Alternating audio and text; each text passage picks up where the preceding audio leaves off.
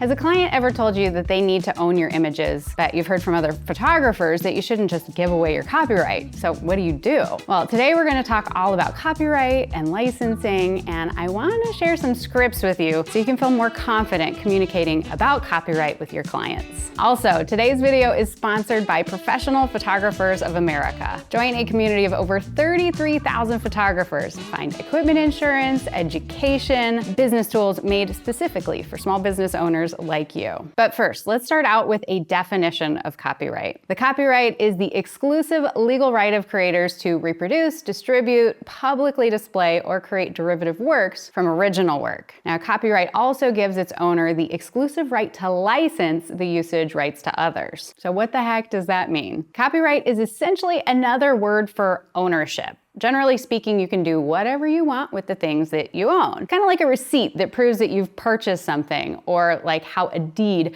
proves that you own a house. Well, copyright covers photos, videos, films, music, and any other sort of intellectual property. Now, as a photographer, the moment you press the shutter button and you capture an image, you own that copyright without having to do anything further. Now, there are some exceptions to this rule, which we'll get into later in the video, but for now, if someone else wants to use those photos, they need to license them from you. Just like if you want to rent a house, you need to sign an agreement with the landlord who owns the house. As a photographer, we write up that license, and that states how the client can use our photos. So for example, we have a client who we shoot for once a month here in the studio, and we have a licensing agreement that states that she has the right to post those images on her own website and her social media for an unlimited amount of time, which you may have heard this term before. That refers to a perpetual license, for a perpetual period of time. Now, things that are typically included in a license, a use license, are like where the images can be displayed, for how long, and any other important limitations. So our friends over at PPA actually have a wonderful resource with details on how to write a license to get you started. But then the hard part for us as photographers is we sometimes worry in the back of our minds, like, is the client thinking, hey, I'm paying for this shoot, don't I own the photos? And the short answer to that is no. Just because someone has paid for a photo shoot to happen does not mean that the copyright is automatically transferred to them. And truth be told, most clients don't actually need to own the copyright to the images. They don't need to be able to resell them or license them to other companies. All they need is the ability to put them on their website, display them on social media, use it for their marketing plans. There are definitely plenty of times when a client isn't familiar with licensing, and it's our job as photographers to educate them. So I ultimately want to help the client discover and understand that a license is going to be the most cost-effective way for them to use the images and to help them understand that they're not getting shortchanged. I think that's the fear, that they think, oh, I'm not going to be able to use this in the ways that I need, when in reality, a license is absolutely great for that. Because here's the thing, the price of a license is based on the number of eyeballs that will potentially see that work and the total revenue that that image, that work is anticipated to drive to the client's business. So you think about it like you've got a small client who's using it in a limited way, local mom and pop restaurant, that I'm not going to charge them much to anything for licensing because it's not being widely distributed. But a big multinational client with a massive ad campaign, and that's going in all sorts of places, you're going to find it in Times Square, well, then that's going to be a much more expensive license. And so it helps as a photographer to have a solid plan on how to communicate that and help them understand that licensing an image is going to help to ultimately keep the cost down. So that's where we're going to get into our script in just a bit. And so why are we so protective of this copyright though? Wouldn't it be so much easier if we just bagged the whole thing and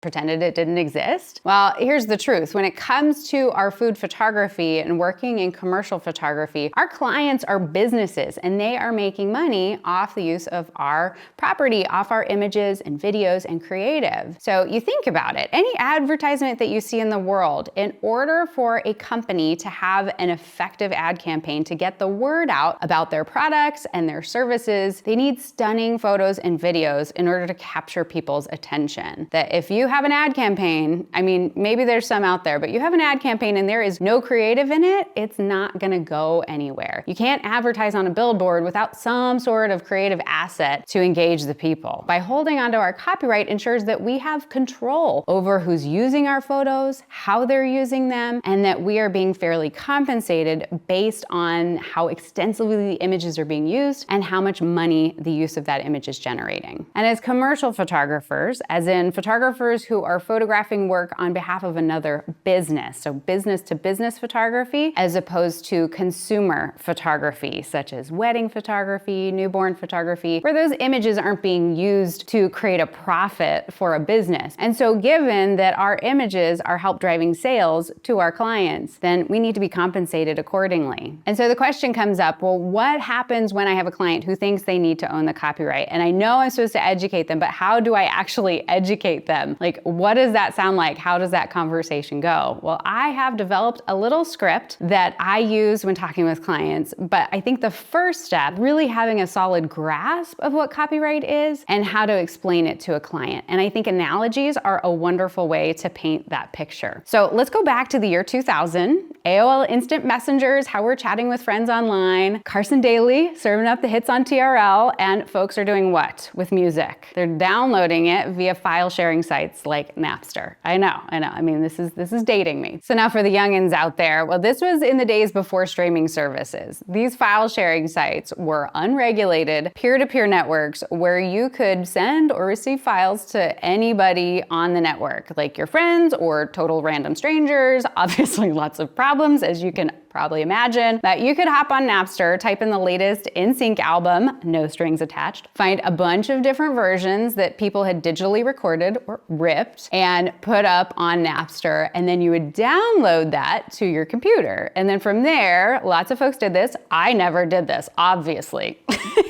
Then you would burn that music to your own mixed CD and have that to pop in your CD player in your car. I mean, that was the cool thing to do. But obviously this is a problem. This was illegal. It was illegally downloaded music. Why was it illegal? Well, these files being shared on these platforms were not licensed and the artists weren't being compensated properly for their work, right? We're all just willy-nilly redistributing that music. So that's why today, when you use Pandora, Spotify, or the current day Napster, you can stream the music with ads playing, or you're paying for a subscription fee that allows you to listen ad-free. Because ultimately these platforms have to make money in order to be able to pay for the licensing to distribute the music to our devices, going about it in the legal format. So, and the same goes for radio stations and the music that they play, and movie theaters and the movies that they show, and Netflix and the shows and movies that you can stream on that platform. And in all of these examples, we're enjoying the use of creative works many times with paid subscriptions, but we don't actually own them. You don't have the right to go and make a copy of Stranger Things and try selling it to people on the internet. That's piracy, and I hope we all know that that's not okay. So now, before I walk you through the script that I have developed and I use when talking with clients about copyright, I want to tell you about a tool that I use not only to sharpen my skills as a photographer, but also grow my business. And that's today's sponsor, Professional Photographers of America. For a super low monthly cost, you get tons of resources such as equipment insurance, data loss recovery services, and professional education. They also include sales and marketing tools, two things that every pro photographer needs to understand to build a thriving business. From customizable brochures to showcase your work, to ebooks created specifically for photographers with titles like Successful Photography Sales and Marketing 101 for Photographers. They also have tutorials and videos on topics like business and branding, content creation, and successful digital marketing tips. Gain the knowledge to help reach more potential clients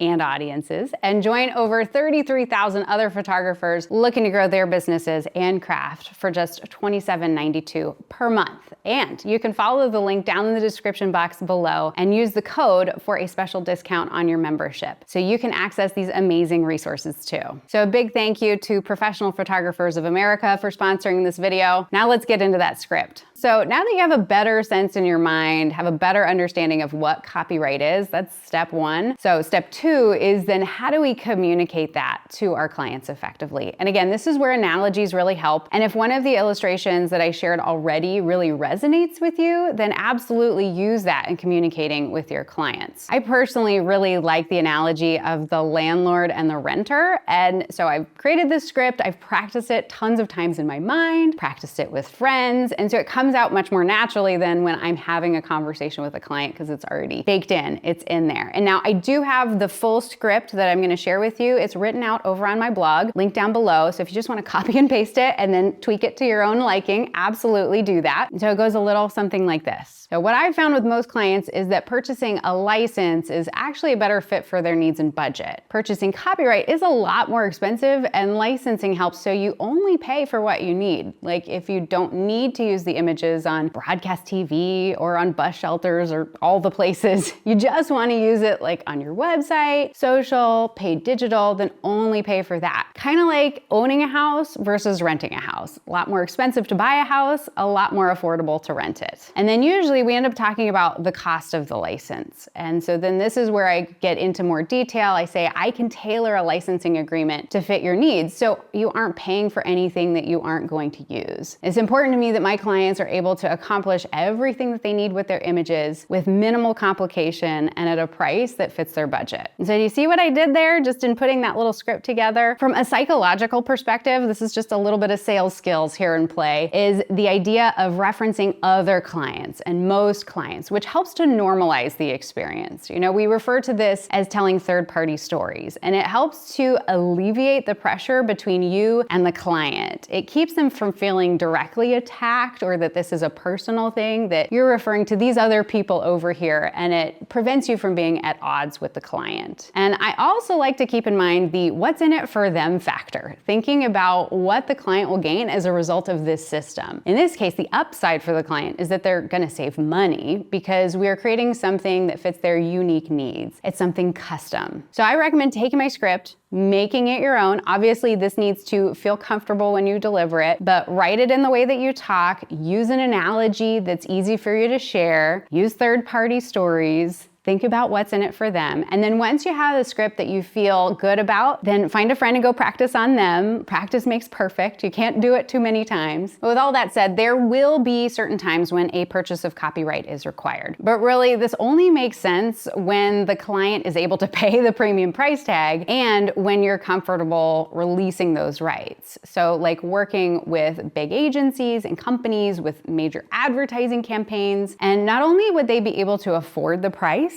and then see the value, but then they would also have the expertise in retouching, design, and in handling your artwork in a way that doesn't harm your reputation. Because if you've ever had a client throw an awful Instagram filter over your beautifully edited images, you know why giving someone the right to alter your photos can be problematic. But now if they come back with the famous line that we hear this all the time, but our last photographer didn't charge for that, well, I always come back to reminding myself, well, that's their business and this is my business. This is my business and this is how I choose to run it. And I'm not making these things up. This is the law. And I also don't show up in their business and tell them how to run their show, right? I'm not gonna come in and tell the employees how to run the factory. Licensing isn't something that I dreamed up. It's not me being greedy. It's how I make the money doing the thing that I have spent countless hours, decades at this point, getting good at. And I own a lot of expensive gear that allows me to be able to do that. And I mean, hello, I have to pay my Adobe subscription, which